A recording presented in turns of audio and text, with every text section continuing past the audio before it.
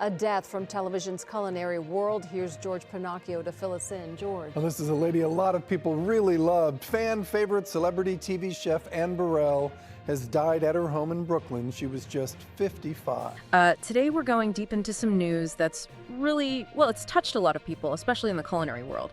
We're looking at a detailed report from People magazine. The headline is Food Network star Anne Burrell dead at 55. Yeah, it's pretty shocking news. The report was updated just yesterday, June 17th, 2025. Anne Burrell passing at 55. It's something many are still processing. So our goal here, our mission for this deep dive, is really to pull out the key insights from this piece. Not just the facts, but to understand the life, the vibrant life, and the impact of, well, a true Food Network icon. Absolutely. And you probably picture her immediately, right? That signature spiky platinum hair, her energy, just huge personality, and her amazing ability to take someone who's a total disaster in the kitchen and somehow make them cook something great. Let's unpack her story. Okay, so the report says Anne Burrell died Tuesday morning, June 17th. It was at her home in Brooklyn, New York. And what's really striking, and adds to the shock, is the timing. The article notes she was apparently in great spirits at an improv show just the night before. Wow, the night before? Yeah, and then she was found unconscious and unresponsive, pronounced dead right there at the scene. It just highlights how sudden this all was. So sudden. Her family put out a statement, a really heartfelt one. They said, "Though she is no longer with us, her warmth, spirit, and boundless love remain eternal." They also mentioned how her smile lit up every room she entered and that her light radiated far beyond those she knew, touching millions across the world. She's survived by her husband, Stuart Claxton. They married back in October 2021, and his son, Javier, is mentioned too. Plus her mother, Marlene, sister Jane, her kids, Isabella, Amelia, and Nicholas, and her brother Ben. A big family left behind. And thinking about that light they mentioned, Anne Burrell, she wasn't just, a chef presenting recipes. She was a whole personality.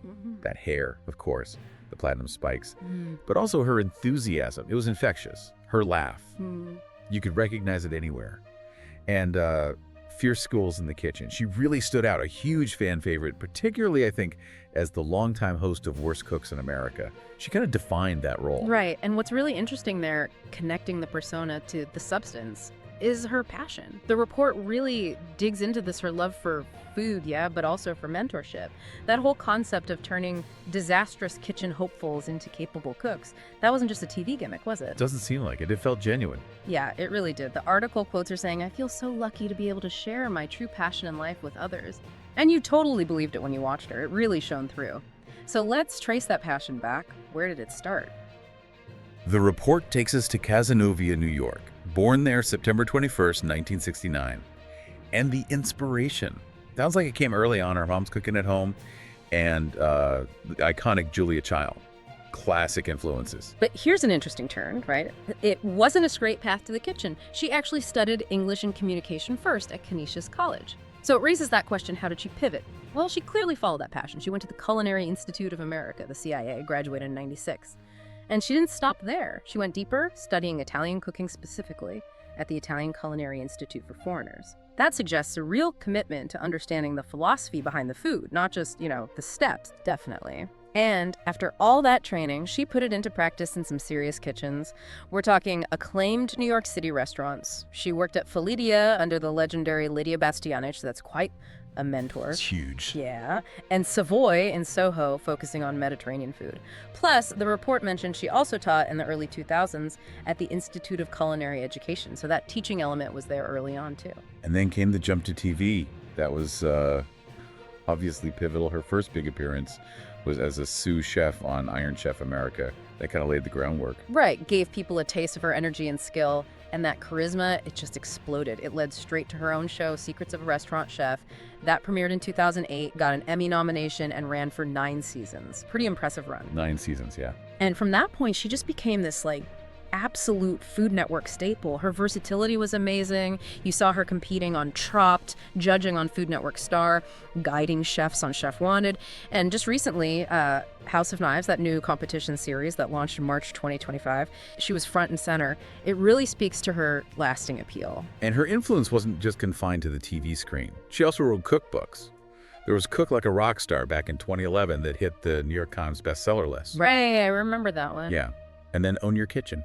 Recipes to inspire and empower. See that theme again? Empowerment, taking control in the kitchen.